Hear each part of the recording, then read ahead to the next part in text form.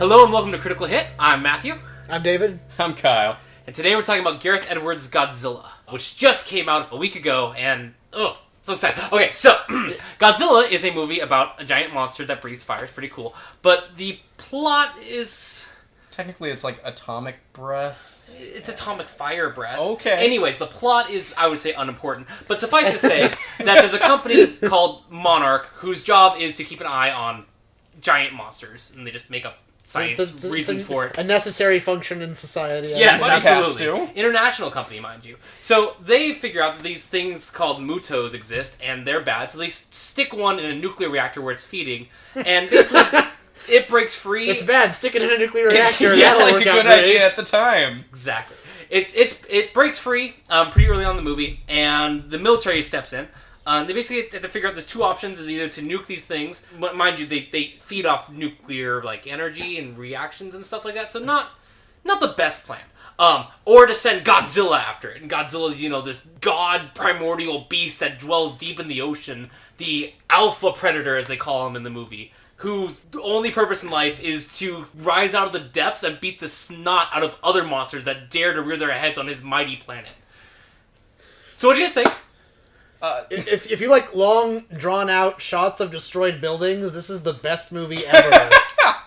Okay. What about you, Kyle? What do you think? Wow. Okay. Got our cynic for the day. I grew up watching the Godzilla movies. That was my, all my friends are coming over, let's throw in a couple of these things from Blockbuster, another ancient thing. Out from the primordial depths. Out of the primordial depths there. So we watched all of the old ones with Mechagodzilla, Gigan, King Ghidorah, all of these really, really great monsters. And, it was really good just to see Godzilla again. He looked gorgeous on the screen. That roar was incredible.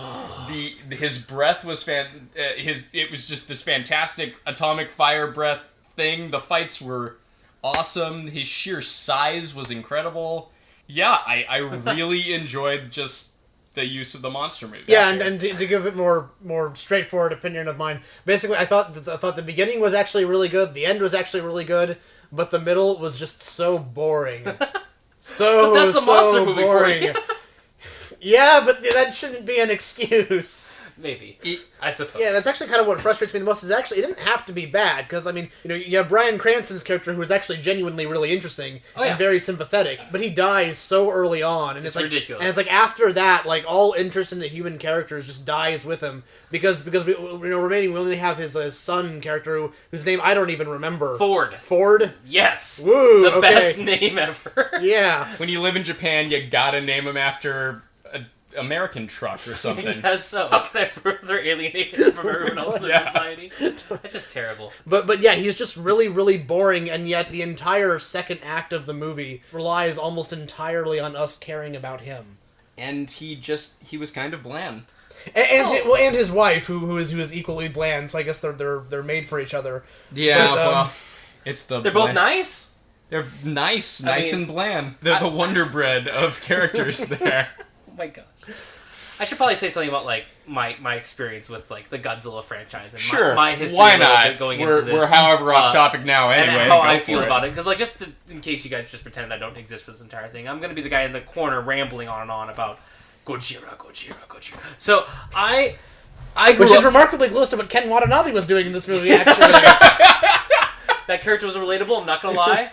Only Gojira could save us. I'm like, yes! Okay, whatever. Let's be honest, though. Ken was pretty good. No, yeah, he was great. He actually brought, in a lot of ways, he brought so much credibility to the movie, and he helped keep the Japanese influence, and he was able to deliver a lot of very silly exposition in a really effective way. Yeah. Because he has such a good presence in whatever he's in. He just takes charge of the room. I don't care if it's Inception or Batman Begins or any other Nolan movie he's apparently been in, but it's just really good. I like his character a lot. For me, his character made a lot of sense being in charge of Monarch, and he's just this overzealous person for monsters. When Godzilla is showing up in Honolulu, you do relate. The guy's like, I have to go on deck, and everyone's like, what's going on? What's wrong? He's like, no, you don't understand. I have to see him. And I'm like, yes, I understand that, because I'm the audience member, and I've been waiting for 60 minutes to see him. Because that's every monster movie. Every monster movie is long and boring with a plot you don't care about, and then, oh my gosh, Godzilla's breathing fire, and it's awesome. The Megazords are here. Yeah, like, Space Godzilla jumped out of the sky and ice is shattering everywhere, or Destroya is wrecking the city, or wow, that's not Godzilla, that's Mecha Godzilla. Like, every monster movie has that motif, and I was just so pleased with this movie. None of that happens in this movie, just so you don't get the false impression. Sorry, that's Matthew loves Godzilla. Well, no, but like, this movie followed the same storytelling that all the other Godzilla movies have been doing. Right, yeah. As a Godzilla fan, like, as someone who's just seen every movie and, like, you guys seen all the models in my rooms, like, this is my thing. This story gets how the Japanese Godzilla storytelling has been going, and it doesn't try to change any of that. It follows it, like, to the letter, to the point where the same sins this movie's committing are the same ones that all the other Godzilla movies have committed. So, like, I, as a moviegoer, was just so thrilled with this movie. But so satisfied. You were thrilled because of how bad it was in some ways? No, but it was so good in all the other ways. Like, yeah, you have to wait 60 minutes for Godzilla to show up. It did what Godzilla movies do well. Right, yeah. But when he shows up... that ending fight is really kick-ass. It's really damn good. But not only that, like, look at, like, that scene in Honolulu where the airport's exploding, and then you just see Godzilla, King of Monsters, in all of his glory, and he gives that roar. It's breathtaking. Like, you are awed by that scene. And the frustrating thing, though, is that right after that, it shows him about to fight one of the other monsters, and then it cuts to another character watching it on TV. You see, part of the game with a monster movie is that it's trying to get you to think about what it would be like in this situation, what your world would be like if this actually happened. Yeah. And they make it very much like natural disasters and these other things. So there is a reason to have somebody watching it on TV, and that makes sense. Sometimes you have scenes like that. Think about The Dark Knight with the scene with the Joker and that found footage where it's him kind of torturing the one guy. Sure, or we've seen it with monster movies, like in Cloverfield. Yeah, but it was very powerful there because it's coming out of one thing and then pulling you into action. Whereas this movie, it would set up these action things with, basically, you can't get bigger than this, there are two giant monsters here. And then they would pull it back down to small scale and put it on someone's TV. That was part of the frustrating part, though, because I felt like what they were doing is going out of their way to obscure the action, and that was really frustrating as a viewer. Like I mean, to name another movie that a lot of comparisons have been drawn to, actually, like Jaws. Jaws is a movie where, you know, the monster isn't really fully seen until, like, near the end of the movie, and that's actually one of the things that makes it great and builds suspense. But part of the reason is that works is that it makes sense that you wouldn't see the shark at first. It doesn't make sense that you're not going to see the giant monsters battling it out. Yeah. But, like, the point... Monster movies don't care about plot. Monster movies don't care about characters. They don't. I'm sorry. If you went to this movie seeing those things, you're going to be disappointed.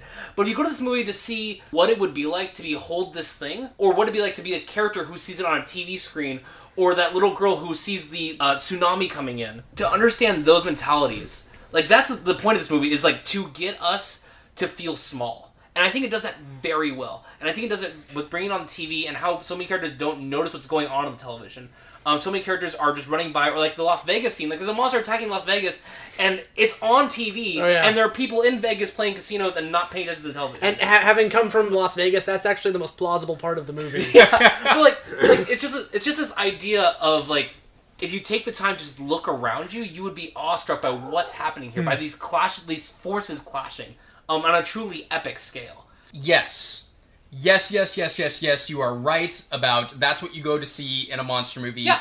And there's comparisons between that and natural disasters and all sorts of ways in which we can relate to that.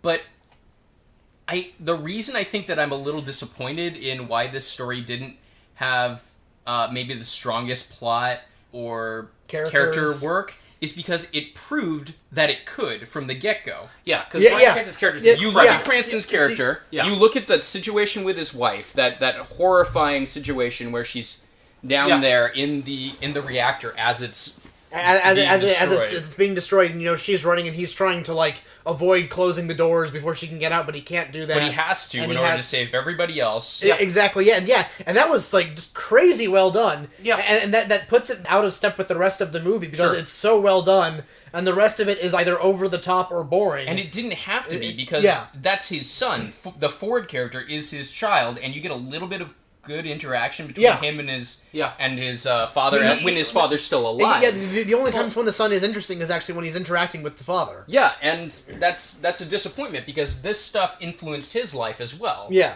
We could have seen that, but that portrayal wasn't brought on. Instead, we had the character who was kind of trying to forget these things.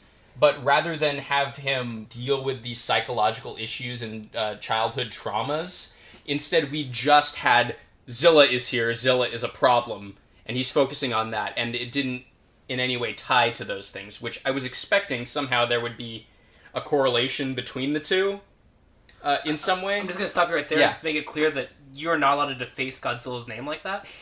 There's a reason God's in there, and I would just appreciate if you kept putting it in. I don't know why you gotta shove God down our throats like this. Bible thumpers. Godzilla thumpers, sorry. I personally think the greatest sin this movie commits is killing Bryan Cranston's character. Oh yeah. It was completely... undeniable, yeah. Completely unnecessary. Their strongest actor and their strongest character in the movie is just cut off right at the beginning. And it frustrates me personally, but I just think that a strong suit of this movie that is, I would say, being overlooked is that it is a movie for all ages. I think you could easily take your 10-year-old or 12-year-old to see this movie and have a great time. Because it's an awesome movie where Godzilla is fighting to destroy these things that want to hurt everybody. These mindless monsters that Godzilla has to control, and we have to either trust him or go against him. And it's a really interesting concept where you have, do you place your faith in this thing that is literally destroying cities, or do we try to nuke him? And don't get me wrong, I'm not saying just because it could be for all audiences means that it's okay to make a bad story. I still think that for any age you should make excellent stories, but I think this one is something that we need to keep in mind is not meant for like the mindset of her. Like, you're not supposed to go see her and then Godzilla back to back. That wouldn't make any sense. We're talking about the movie Her, not some human being we all just go and watch. Got it. Or like what Gravity wanted to be, like that big grandiose thing. Godzilla's not trying to be that. Godzilla's just trying to be a good monster movie. And I think mostly it succeeds. I'll say mostly it succeeds too. But I feel like it was also doing something different, something new with that. It was becoming a more thoughtful story from the get-go, and it's proving that you can do monster movies in a really thoughtful way without having to do a gimmicky Cloverfield kind of found footage style. It was good, and it started out there, and it was producing a very, very strong story, which I when I think Legendary Pictures, I think stories and how well they tend to do with that. But in this case, I'm not disappointed because it didn't do something almost as much as I am that it did try, and it just stopped. And it succeeded at first. It succeeded so well. It was like I wasn't really mad. I was just really disappointed. It was that kind of thing because it's like I know you can be good, and yet you are not. Yes, hands down. End of the day, good monster movie. Really good monster movie. I love the fights. I love the destruction. I love all of those things that just scream to that 7-year-old boy inside of me watching guys in rubber lizard costumes knocking down Tokyo.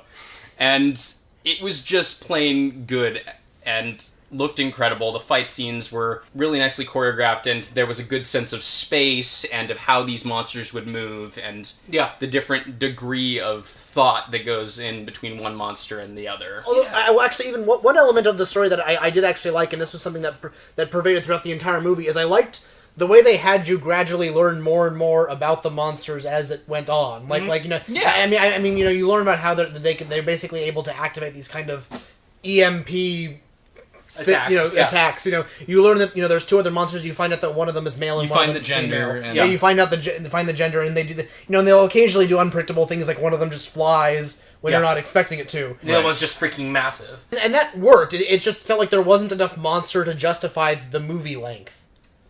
See, but that's what monster movies do. Monster movies are long. I know. Like that's I don't understand. They had military. They had lots of stuff that could fill those gaps. There's lots of scenes in that second act that I thought were pretty good. I think of the Honolulu stuff was fantastic. Stuff, and I think of them on that track. Seeing that thing eat that freaking submarine on the island was awesome. The scene where they're on the track there, on the train, yeah, and they're headed towards it, and it's not stopping. The train is not going to stop. Yeah. There's just something completely horrifying. Yeah, and that brings the classic motif of Godzilla movies and trains. Because, like, we all know Godzilla hates trains. He eats them, like, all the time. It's just... this movie was so honoring of the movies in the past. You were walking into this movie thinking, okay, Godzilla's gotta hate trains, or this is going to be an insult to the Godzilla legacy. Like, if he doesn't breathe fire, he doesn't hate trains. I mean, they got the other monsters killing trains, so I can forgive that. And he breathed fire, so everything was good. Like for me, this movie understood the franchise it was in and wasn't trying to change the franchise, but become a part of it. It was trying to say, we want to introduce a new chapter of the Godzilla story here. And I think it succeeds. I really do. It does. I'll agree with you. It succeeds. But I'm also going to say that they prove that they can do some things really well, and I would just love to see more of that in the future. I agree. Exactly. You know. This one is a step in the right direction for what monster movies ought to be, I'd argue. They ought to be age accessible to anybody. They ought to have a lot of heart, and they ought to make you feel as though you're in the presence of a god. Yeah, Like, and the third act totally did that. It was bizarre, actually, the change that took place with me, because I was just so bored in the second and the third. It was like, oh wow, this movie suddenly became just completely awesome. Well, it all starts with that jump. And again, that first act is what shows you that they're doing something new and different and making a fantastic new and different story. in the beginning, and the ending also delivers that. I would argue. Yes, I agree that there's a lot of hiccups along the way, though. But there are so many iconic moments in this movie were really great. that were nailed and delivered perfectly.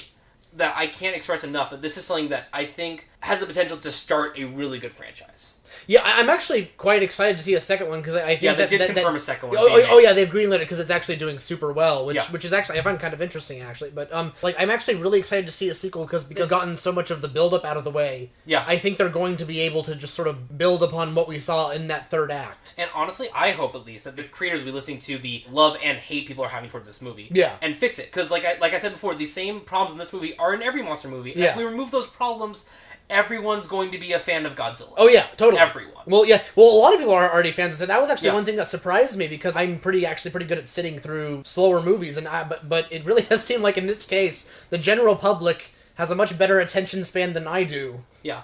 Well, yeah, no, people didn't care if that middle section was a little laggy. Yeah. What ended up happening was everyone was just so amped and so psyched for that third act when Godzilla comes out there and dukes it out with these monsters. I mean, that they were super patient. The fact that this movie was able to get American audiences to be patient, that's quite the achievement.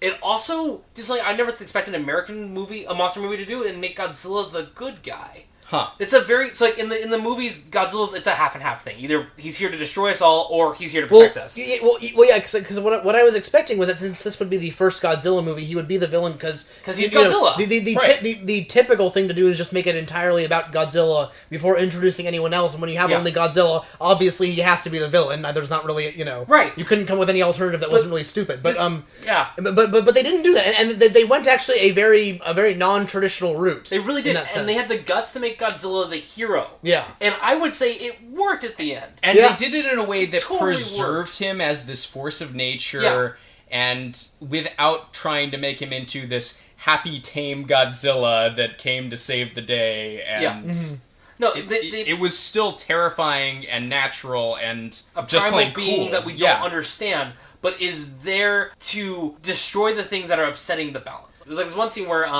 Ken Wannabe? Wananabe. Yeah, not Wannabe. That'd be a terrible last name. He presents a wristwatch, a pocket watch, that his father had in Hiroshima, and it stopped at the time the bomb went off. And there's this interesting concept where it implies that Godzilla is this thing that restores balance, and that's going to be also to humans as well as to monsters. So if humans begin to continue to upset things, Godzilla will be there to correct us as much as he was there to beat the snot out of these things. Right, and of course Hiroshima being very big influence on the original Godzilla. Oh, yeah. Absolutely. It was nice to see, again, sort of the historical factors being put into this movie, and just that sense of tradition as well. Well, yeah, I think it's unfortunate is that there's just not a really big Godzilla following. There's a good community, but it's not this could create that. This could create it, because it's doing super well. I think this movie could give people a chance to look at the other movies that have been told. There's some really good ones out there, and some really bad ones out there. There's some really good ones that are worth looking at, and just Godzilla 2000. Oh my gosh. It's or Godzilla versus Destroya is awesome. Yes. But you have these moments where you can just look at this type of storytelling and say, it's not trying to be this, it's not trying to be that, it's trying to be its own thing. Godzilla and this happening. It's a unique storytelling that can only apply to them. And I think I want to see it keep going forward, and I want to see us be more willing to have stories like it and not try to get something more out of it than what it's trying to give. One other thing that this movie does for me is it reminds me how cruel America has been to Japanese culture and Japanese movies when we try to adapt them. I think of the '98 Godzilla, I think of the Dragon Ball movie and the abomination that thing was. And with everything going on with comic books and that sort of pop culture being all of our movies these days, I'm thinking it's only a matter of time before we really start looking to that other side of pop culture, what's going on in anime and manga and over in Japan, because there's such a wealth of ideas and stories that have been told there that could be adapted into a movie setting. It's just we need to treat it with honor. Well, it's interesting actually when Hollywood starts adapting from these broad sources, they almost always start out bad. Like really, how long did it take before we started regularly getting comic book movies that we liked, where the expectation was that it wouldn't it wouldn't suck? It took forever. It took forever. I like with video games, we're still at a point where most video game movies are not good. Yeah, sure. You know, and so I'm actually kind of excited because at least this shows that Hollywood, it's taking Japanese materials, it's taking it much more seriously, because even with my problems with this movie, it took it very seriously. Mm-hmm. Yeah. Well, I just love it because they took a B-movie concept, a very classic B-movie concept, and gave it a movie, funding. Budget, exactly, And I would like to see more of that. Mm-hmm. I don't need every movie to be a masterpiece. I just need awesome movies where Godzilla destroys cities. And I feel like this begins a story that can be really worth our time and worth our investment in this monster franchise. All right, guys, let's wrap it up. Closing thoughts? You guys liked it a lot more than I did. If I was being totally practical, I'd say just rent it on DVD, then watch the first third and the last third. Wow, that's pretty much my evaluation. You have no. I think the middle's pretty useless. I would say if you have any history with a Godzilla movie in you, go see this thing and have a great time. And if not, then you'll probably enjoy it. If you have the opportunity to see it in IMAX, Matthew, would you recommend that? Absolutely. I would definitely say see this in theaters. Just the idea, just think about the concept alone of Godzilla. It deserves a big screen. You should go see it on a big screen at least. I'd rather have people going to see a monster movie to be a monster movie than try to be something it's not trying to be. And it's not pretending it's Shakespeare. Yeah, exactly. So, besides from that, I got nothing else to say. I want a franchise. I want Mothra, King Ghidorah. Bring it in. Bring Mecha Godzilla. You'll probably get it. Yeah, and I'm just excited for more. Yeah. Yeah. All right, guys. Thanks for joining us. We'll talk to you later. Okay, see ya. Laters. Hail to the king.